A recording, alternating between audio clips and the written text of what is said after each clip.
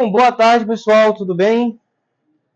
Tem algumas pessoas que estão para chegar ainda, mas deu o horário. Eu acho que é bom a gente começar. Lembrando que todas as aulas vão ser gravadas. A gente vai tentar pegar tudo com boa qualidade de imagem e áudio também. Quando eu chegar em casa, eu vou pegar os vídeos e vou editar e postar no canal do YouTube da DPS. Então, se precisarem depois assistir as gravações, é só pesquisar por isso daqui no YouTube.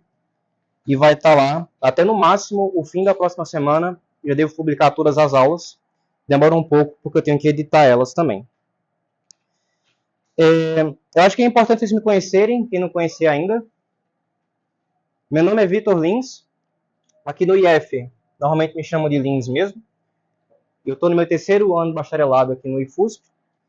Já dei esse curso uma vez, ano passado. Só que ele foi um pouco diferente em termos de ementa, em comparação com o que a gente vai ter esse ano. Ano passado, eu vi funções, trigonometria, complexos e polinômios, e aí teve uma quarta aula de matrizes, e eu encerrei por aí. Esse ano eu vou tentar fazer uma coisa diferente com vocês, que é ver a parte de limites e derivadas no quarto dia, incluindo formalismo de epsilon e delta, que é uma coisa que normalmente costuma derrubar o pessoal no começo dos cursos de cálculo. É um formalismo que não é tão fácil de lidar no início. E no quinto dia, a gente vê algumas noções de integrais. Como eu não fiz isso ano passado, eu não cheguei a dar essa parte, eu não sei se vai dar tempo da gente conseguir ver isso tudo, mas acredito eu que em 2 horas dá para dar uma boa noção para vocês disso aqui e também disso aqui. O objetivo do curso é conseguir ajudar tanto um pessoal que está entrando agora e não tem uma base tão boa de matemática, como também para quem gosta de matemática e já tem uma boa base. Eu vou tentar, de forma geral, expor esses conceitos aqui de uma forma que seja interessante, com boas analogias e bons exemplos. Então, talvez alguns de vocês já manjem bastante de funções, talvez já manjem bastante de trigonometria, mas acredito eu que, de uma forma ou de outra, o curso vai chegar a agregar para vocês em alguma parte dele, seja por expor algum ponto que vocês não conhecem ainda e coisas assim. Beleza? Então, todas as aulas vão acontecer nesse mesmo auditório, nesse mesmo horário. As notas de aula do curso em PDF estão nesse grupo aqui no WhatsApp. Eu vou mandar para vocês ela agora, o PDF. Elas estão aqui, inclusive, impresso. Dá uma coisa mais ou menos desse tamanho. Então, quem quiser imprimir, aqui no IF tem a ProAluno. E vocês conseguem encadernar ali perto do tour da lanchonete. Dá para fazer isso também.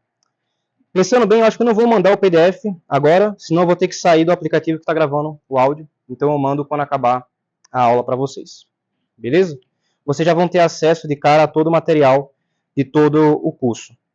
Uma parada legal que eu fiz foi manter algumas notas de rodapé, onde tem coisas extras. Coloquei alguns exemplos que a gente vai ver aqui em aula.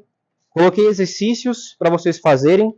Foram exercícios que eu peguei de livros como o Guido Risi, o Stewart, o Apostol. Alguns eu mesmo criei para conseguir tornar a experiência no curso um pouco mais rica e ver algumas coisas que vocês normalmente não conseguem ver na graduação. Então, para vocês terem uma noção, a gente vai ver hoje definição de função, classificação, gráficos e algumas operações com função, exemplo das principais funções que a gente usa na graduação, composição de funções, função inversa e alguns exemplos específicos de funções como afim, quadrática, exponencial e modular. Vocês devem usar bastante agora no começo de cálculo, junto com algumas demonstrações aí no meio. Então é isso. Alguém tem alguma pergunta antes da gente começar? Posso iniciar? Pode falar. Oi?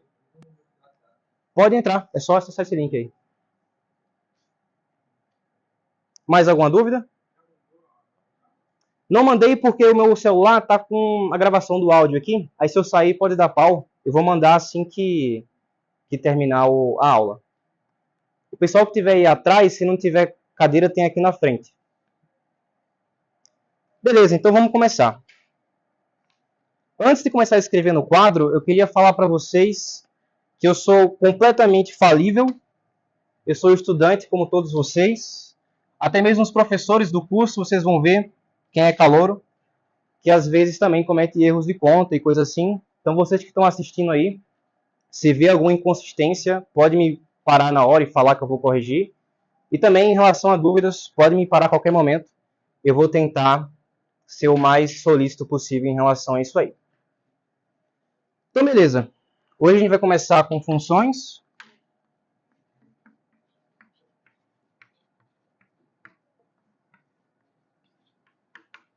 Naturalmente, a primeira coisa que a gente tem que saber sobre isso aqui é definição.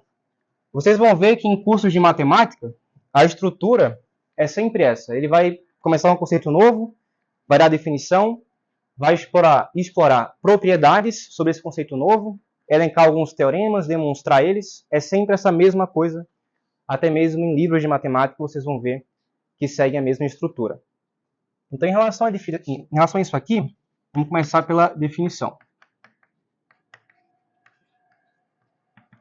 Eu gosto de pensar em funções como sendo mapas entre conjuntos. De forma pictórica, vai ser como se fosse uma máquina. Você tem aqui alguma entrada X, nesse caso pertence aos reais, ou algum subconjunto do real, e vai sair um f de x, que também é real. Então, você vai pegar qualquer número real, vai aplicar alguma regra nele, e vai sair algum resultado que também é real. Por que eu falo que funções são mapas entre conjuntos? De forma geral, vocês vão ver, quando cursarem álgebra linear, que vão ter algumas funções que vão mapear um espaço vetorial em outro. Espaço vetorial é um conceito que vocês não conhecem ainda, mas vocês podem pensar que é como se fossem mundos diferentes. Às vezes pode ser até o mesmo, mas enfim, uma boa forma de pensar é como sendo mapas desde agora. É uma coisa que eu não vi quando eu estava no ensino médio, esse tipo de terminologia, nem na graduação no começo, mas é legal se acostumar nisso aqui como sendo um mapa. Pensando em números reais, é isso aqui que a gente tem. Daí vamos lá. Quais elementos todas as funções contêm? Você precisa de uma coisa que a gente chama de domínio e uma coisa que a gente chama contradomínio. Então as funções são definidas assim, ó. A gente escreve f de algum conjunto A em um conjunto B. Tá o quê? Eu pego algum elemento aqui A, que pertence a esse conjunto A, e levo em f de A. Então, esse A aqui pertence a A e esse aqui pertence a B. Como esse é um curso que, teoricamente, é para ajudar em cálculo 1, eu vou parar de ficar falando isso explicitamente, mas tanto A quanto B são os reais ou subconjuntos dos reais. Tá? Então, a gente vai tratar aqui sempre com números reais ou parte dos reais. Eu vou parar de ficar falando isso aqui o tempo todo, porque é um curso sobre funções reais, então é óbvio que a gente vai lidar só com isso daqui. Então, como eu falei, esse cara aqui é o domínio. E esse cara aqui é o contradomínio.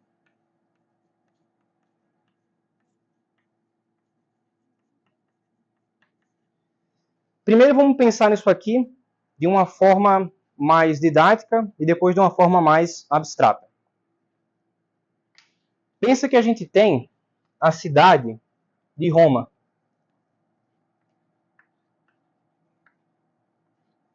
Então, sei lá, não sei como é que funciona Roma num mapa, mas eu vou supor que é uma coisa que tem, sei lá, essa cara aqui, tanto faz. E isso aqui é a cidade de Roma. Tem um ponto para cada local ali dentro de Roma, são vários pontos. E eu vou representar isso aqui por um conjunto R. Não é real não, tá? É só um R mesmo. E aí eu vou ter um outro conjunto que é uma folha de papel A4.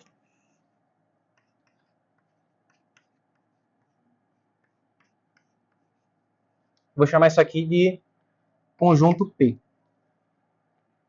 A gente pode querer construir um mapa de Roma de diversas maneiras. Como é que a gente pode fazer isso?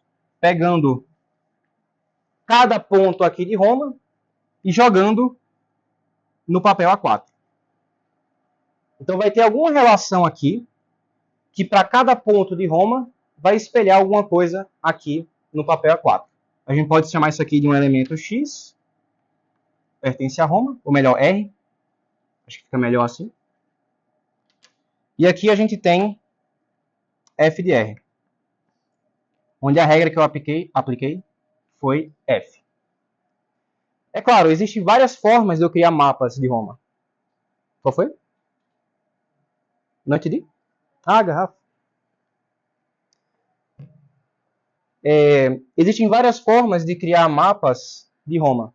Então eu posso pegar tudo isso aqui e ocupar todo o papel. Eu posso pegar tudo isso aqui e fazer meio papel.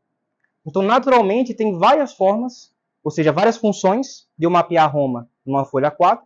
E não só isso, eu posso ocupar todos os pontos de P ou só uma parte de P. O que é que significa? Todos os pontos de Roma são o domínio, é o que a gente está usando. Todos os pontos do papel A4 significa contradomínio.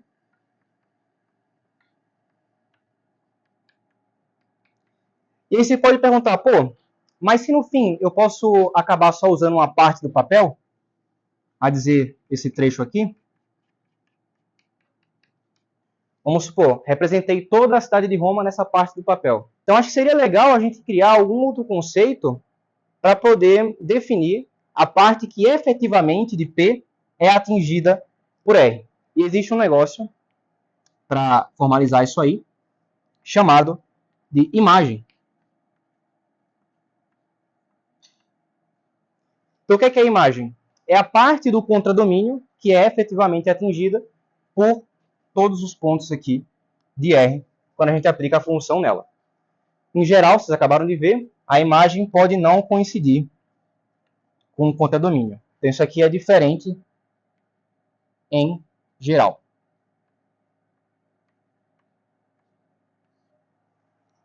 Tudo bem? Ah, é bom colocar aqui a anotação que a gente criou. Essa aqui é uma função que atua em R e leva em P. Está pegando algum elemento Rzinho e leva em F de R. Só para seguir a mesma notação que a gente usou agora há pouco. Vamos ver agora um exemplo. E também notação para domínio, contradomínio e imagem. Esse domínio aqui, a gente costuma representar dessa forma. D de F. Contradomínio, CD de F. E imagem, IM de F. Então, uma forma abreviada de escrever isso aí. Vamos ver agora um exemplo. Que não vai ser mais pictórico como esse. Vai ser uma coisa mais abstrata. Então, considere os conjuntos A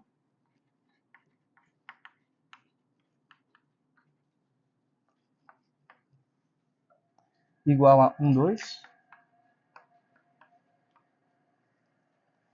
e B, 1, 2, 3.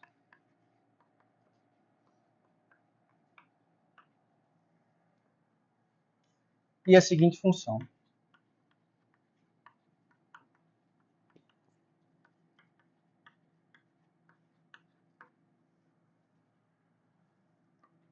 Eu tenho um F de A em B,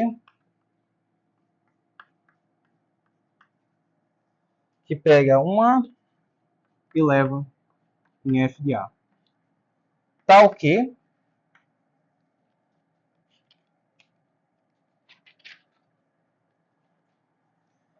F de 1 é igual a 2 e F de 2 é igual a 1. Vamos estudar isso aqui. eu tenho a atuação de F nos dois elementos de A. Então, A é o domínio. E eu tenho também o resultado dessa atuação em termos dos elementos de B, que é o contradomínio. Então, esse cara aqui, ele pertence a B, assim como esse. E esse aqui pertence a A. Uma coisa importante, que alguns de vocês acabam não sacando de vez em quando, é que qualquer coisa que a gente coloque dentro aqui do parênteses, a gente vai acabar usando como argumento da função. Por exemplo, não precisa ter só um único número aqui. Não precisa ser 1, 2, x, etc. Pode ser, sei lá, 2x mais 1, x ao quadrado mais 3, ou o que for. Você vai aplicar a regra da função do mesmo jeito. Você vai ver isso daqui a pouco, quando estiver mexendo com função composta. Mas ok, esse exemplo aqui ilustra bem que, de forma abstrata, nem sempre o contradomínio vai coincidir com a imagem. Porque nesse caso aqui, a imagem só foi esse trecho aqui. O 3, você pode ver, ele não foi atingido em nenhum momento pela função ao ser aplicada em todos os elementos do domínio. Então, esse é um caso em que a imagem é um subconjunto do contradomínio. Ok. Vamos ver agora algumas classificações de funções. Alguém tem alguma pergunta até agora? Tá de boa? Beleza.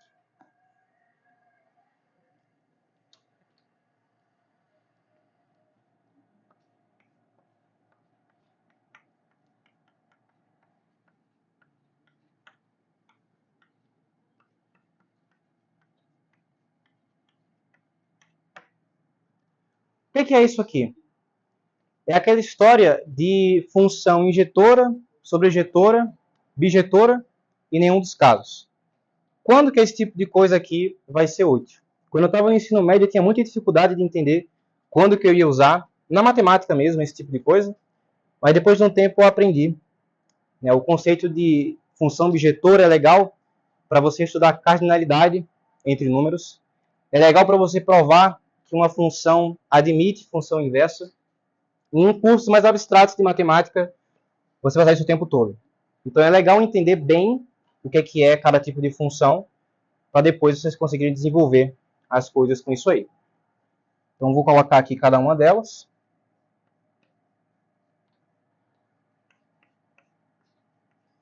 Injetora. Eu poderia escrever por extenso o que é, mas eu acho que vocês sabem ler, vocês conseguem ler o que eu escrevi nas notas, e é melhor do que eu passar meia hora aqui só escrevendo palavras no quadro. Então, eu vou fazer aqui de forma, usando desenhos, usando diagramas de Venn, e vocês leem a definição formal mesmo nas notas de aula. Então, funções injetoras têm essa propriedade aqui, onde você tem alguns elementos, x1, x2, x3, x4, etc., no seu domínio, e alguns elementos no contradomínio. Vamos chamar de y1, y2, y3, y4 e segue, né? O que a injetora tem de especial? Para cada x aqui, vai chegar apenas uma flecha num único y. Aqui também, ó. E assim vai. O que seria uma função que não é injetora? Se x3, por exemplo, tocasse em y2, ou seja, o mesmo y tivesse dois correspondentes de x no domínio. Aí seria não injetora. Outra coisa, lidando com funções, esse tipo de coisa aqui pode acontecer. x2 leva em y2 e ao mesmo tempo leva em y3? Não. Funções são sempre coisas que a gente tem que restringir a quantidade de elementos do contradomínio que um mesmo x está atingindo. Se ele atinge mais de um y para o mesmo x, aliás, não é mais função. A gente vai ver daqui a pouco o conceito de gráfico, mas só adiantando aqui, dando um spoiler para vocês. Às vezes a gente vai lidar com um gráfico que tem essa cara aqui assim, ó. E aí você fala, putz, será que isso pode ser o gráfico de uma função? Você faz um teste, você traça uma reta vertical aqui. O que você percebe? Existe um certo x aqui que tem dois correspondentes de y. Para o mesmo x, para a mesma abscissa, você tem duas coordenadas. Então, não, isso aqui não pode representar o gráfico de uma função. É um teste rápido que você pode fazer quando está trabalhando com gráficos. Existe um autor que eu gosto muito de eletromagnetismo que chama Griffiths. Ele tem um livro top. E uma coisa que ele faz muito é trazer para o leitor esse tipo de reflexão para ele tentar desenvolver sozinho, achar alguma justificativa do porquê que isso funciona. E eu tentei trazer reflexões como essa, mais notas de rodapé do livro, para vocês pensarem mesmo e tentar achar alguma justificativa por vocês mesmos. Então é legal se debruçar às vezes sobre esses comentários, que eu acho que é construtivo. Mas bom, isso aqui é uma função injetora.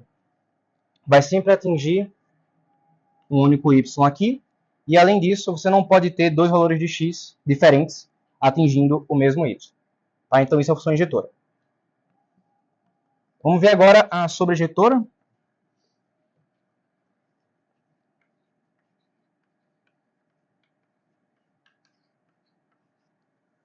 Qual que é a diferença aqui?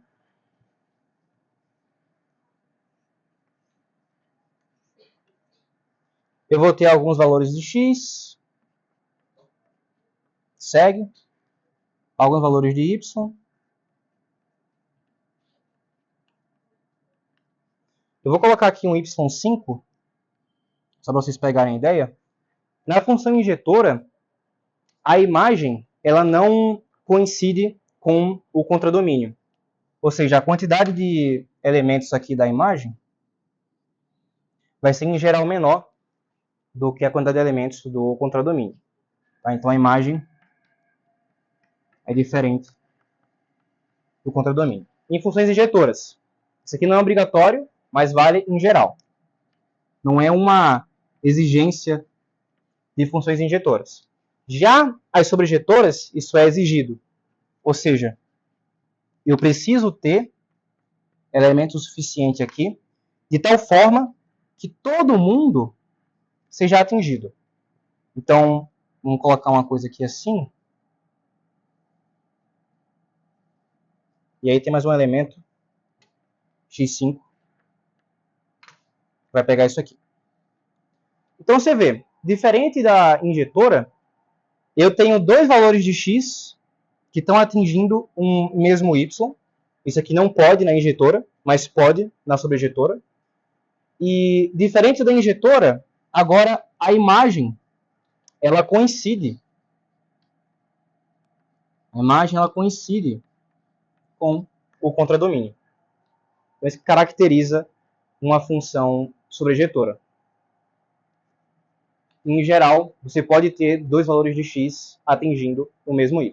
Injetoras são funções que são tanto injetoras quanto sobrejetoras. Deixa eu fazer maior aqui.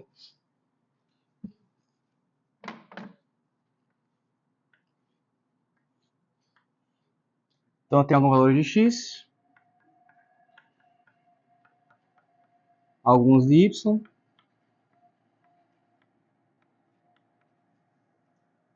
e aí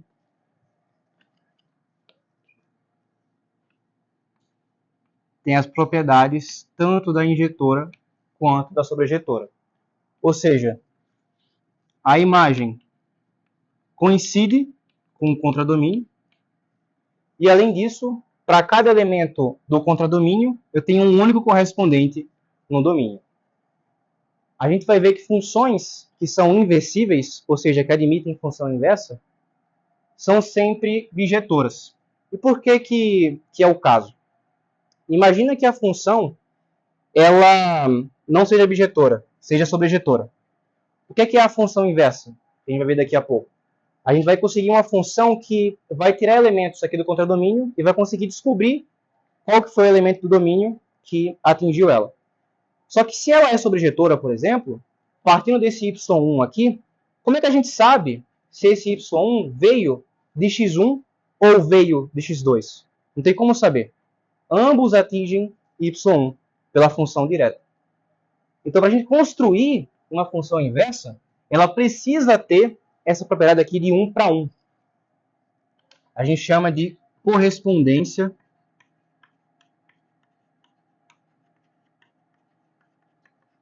um para um.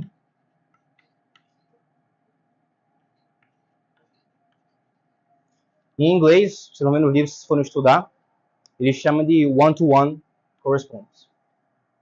Isso aqui é muito importante. Eu acho que é a parte mais importante das classificações, entender bem essa daqui. E aí, claro, existem funções que não são nada de especial.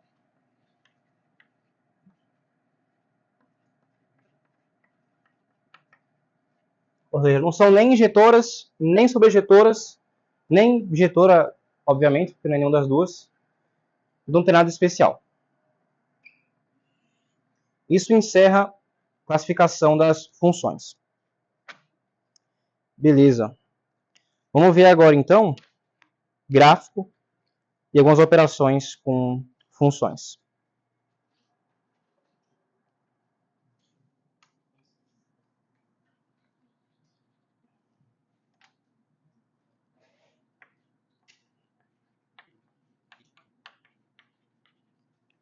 Eu acho que, se vocês forem ingressantes e não vieram de turma ITA ou coisa assim, vocês não vão ver ou não viram uma definição desse jeito. E geralmente é assim que aparece definição em curso de matemática. Então é bom também se acostumar com esse tipo de linguagem. Basicamente, os gráficos são formas de desenhar funções e mostrar o comportamento delas segundo a regra que caracteriza elas. Então, é uma coisa que vai assim, ó. Sejam A e B dois conjuntos.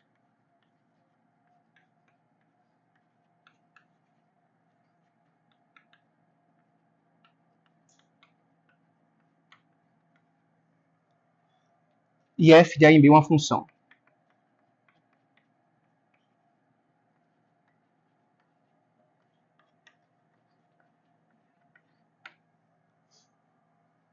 O conjunto de pontos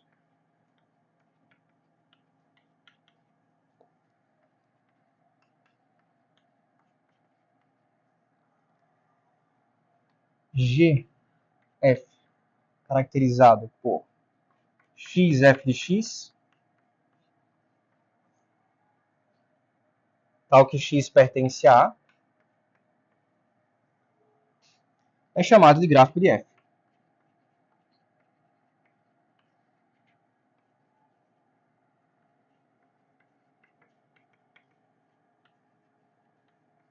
Onde essa notação aqui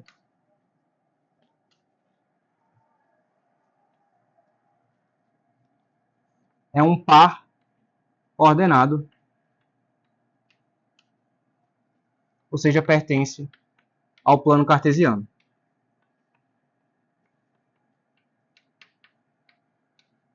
Então, em geral, ó, o que vai representar uma função, graficamente, é uma coisa com essa cara aqui. Você tem o plano cartesiano normalmente. Aqui a gente chama de y, aqui de x, né? Aí você tem alguma curva, uma coisa assim, que para cada ponto dessa curva, você tem uma abscissa, x, e aqui você tem a ordenada correspondente, y ou f de x. Então caracteriza completamente a função. É claro que quando você trata, por exemplo, A e B como sendo todos os números reais, você não consegue representar todo o gráfico da função aqui, só uma parte dele. Mas pelo menos dá para ter uma ideia de como se comporta a função. Por exemplo, às vezes, trabalhando com limites, vocês vão ver derivadas e limites de funções que têm um comportamento assim, ó. Aí você fala, putz, eu não consigo ver todos os valores de x aqui. Mas eu consigo perceber que conforme eu me aproximo de zero, da origem, essa função ela tende a explodir. A ordenada dela está tendendo ao infinito. Então dá para investigar o comportamento de funções olhando para o gráfico delas, mesmo que você só veja uma parte do gráfico. Então essa aqui é a ideia de trabalhar aí com gráfico. Naturalmente a gente veio escrevendo f de x o tempo todo, mas por conta da representação gráfica no plano cartesiano, vai ser padrão a gente escrever y no lugar de f de x daqui para frente. Vamos ver agora alguns exemplos de funções elementares que a gente mais usa na física e também na matemática. E logo após isso, a gente vai ver composição de funções. Também é uma coisa importante.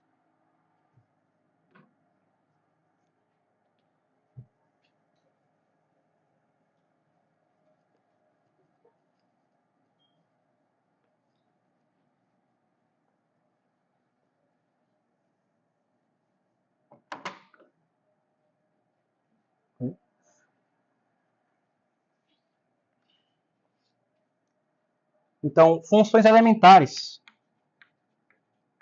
Essas funções aqui são as que vocês vão, na maior parte das vezes, calcular limites, calcular derivadas integrais, ou das funções em si, ou de combinações delas. Ou seja, razão entre essas funções, produto, potências e coisa assim. Então você tem a função identidade, f de x. Identidade não, função constante, na verdade. Fx igual a k, onde k é algum número real. Então, sei lá, 2, 3, menos 4, menos 5 meios e por aí vai. Você tem a identidade agora, f de x igual a x. Né, x é algum real também. Mas aqui é uma variável, aqui é só um número qualquer. Tem uma diferença entre essa e essa, porque o gráfico dessa aqui, por exemplo, se esse aqui é k igual a 2, vai ser uma reta horizontal em y igual a 2, e aqui já é uma reta que tem uma cara assim ou uma cara assim, a depender do sinal que tem aqui na frente. Então tem uma distinção entre as duas, naturalmente. A gente tem a função polinomial, tem essa cara aqui.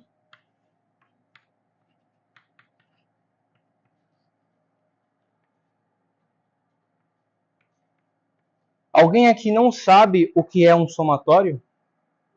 Beleza. É o seguinte, a gente normalmente vai lidar com somas, principalmente em cálculo, que são somas de uma grande quantidade de números. Inclusive, no cálculo mesmo, vão ser somas infinitas. Então imagina, você ter que escrever o tempo todo A1 mais A2 mais A3 até quanto for necessário. Se torna cansativo. Então a gente criou uma notação para poder representar essas somas extensas de uma forma mais conveniente. Então a gente usa esse símbolo aqui, que é um sigma maiúsculo. E sempre que você vê esse símbolo aqui, vai estar representando alguma soma. Se você vê uma coisa com essa cara, parece um π, vai ser um produtório e não um somatório. Produtório. Mas eles funcionam da mesma forma, que é como? Você atribui algum índice aqui para fazer essa soma. Nesse caso, eu chamei esse índice de n. Você fala onde que ele começa em 0, e você fala onde ele termina. Estou chamando aqui que ele termina num n maiúsculo qualquer. Pode ser qualquer número aqui. Em geral, em cálculo, a gente vai trabalhar com a soma indo até o infinito. E aí você coloca aqui a regra que define essa soma. Então eu estou pegando uma n qualquer, algum número, e um x elevado a n. Lembrando que o n é esse índice aqui. Então, por extenso, o que é que isso aqui está significando? Então, é assim que funciona um somatório. Analogamente, funcionaria um produtório se eu falasse que aqui é um P que começa em 0 e vai até algum K, sei lá, de XP. O que é que seria isso? Seria x0 vezes x1 vezes x2 até xk. Então, em vez de funcionar com base em somas, funciona com base em produtos. Tá claro para quem não entendia ou não conhecia somatório? Tem alguma dúvida? Pode falar. Esse símbolo? Então, ele serve para a gente indicar que existe uma soma acontecendo. Da mesma forma que esse aqui serve para indicar que existe um produto acontecendo. Então, você coloca esse símbolo aqui no meio, para indicar que é uma soma, coloca abaixo dele o seu índice de soma e onde ele começa, e em cima, onde vai terminar a soma. Então, esse índice aqui é o que a gente chama de índice mudo. Por que índice mudo? Porque ele não tem importância, você que vai batizar ele. Pode ser um N, pode ser um V, um P, um K, o que você quiser chamar. Não precisa ser N. N é só uma convenção que a gente usa de vez em quando. Então, esse sigma você coloca sempre que for uma soma, o índice você escolhe qual quer usar, quando começa e quando termina. Mesma coisa ali. Tudo bem? Beleza. Então vamos seguir.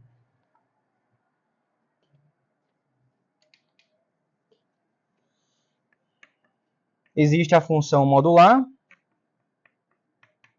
em termos do módulo de x. A gente vai discutir função modular daqui a pouco em detalhes. Então, se você não lembra o que é que significa x entre essas barrinhas, espera um pouco que eu já vou explicar. A gente tem a função raiz quadrada.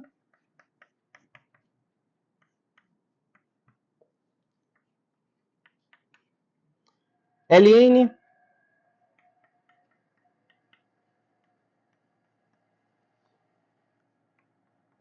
exponencial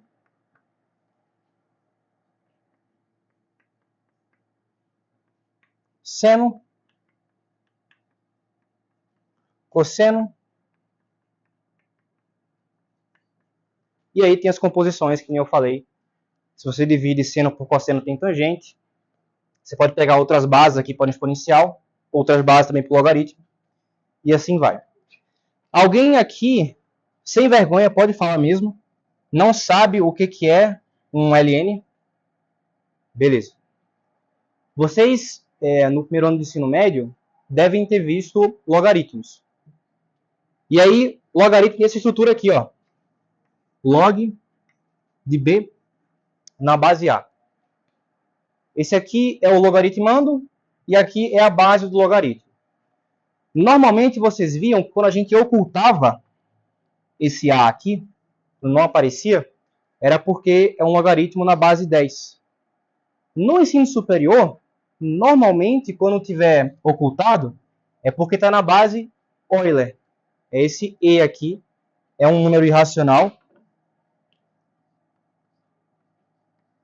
Número de Euler. Ele começa com 2,71, eu acho. Ou é 1,7, não sei. E segue. É um número como se fosse π. Então eu tenho a mesma... É 1,7, eu acho.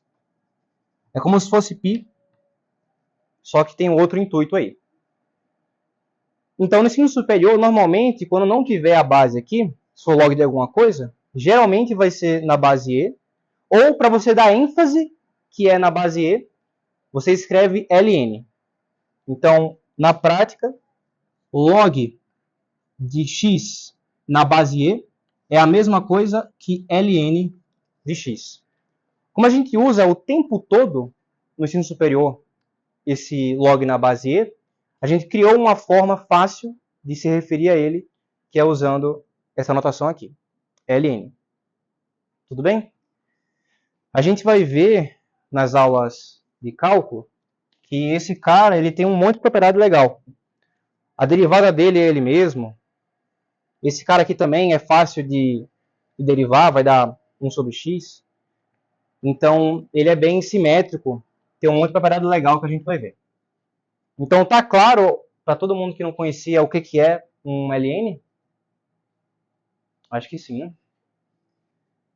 Beleza. Então, estão aqui todas as funções elementares. Como eu falei, você pode obter novas funções multiplicando kx. Você pode pegar um seno vezes cosseno. Você pode pegar um raiz de x vezes cosseno. Seno sobre cosseno e por aí vai. E ir construindo novas funções. Então, se habituem bem com essas daqui, porque vai aparecer muito.